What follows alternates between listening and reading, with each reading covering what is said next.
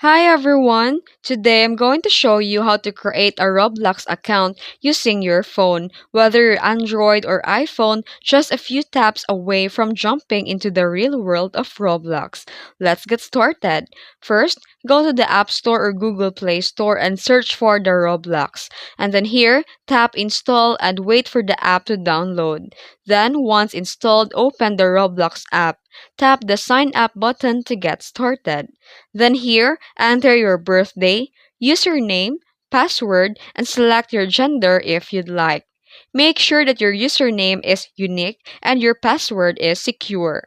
Then after filling out your information, tap sign up. You might be asked to solve quick puzzle to prove that you're a human.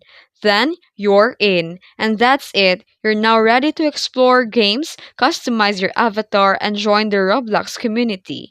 And if you found this video helpful, don't forget to like and subscribe for more tutorials. Thanks for watching!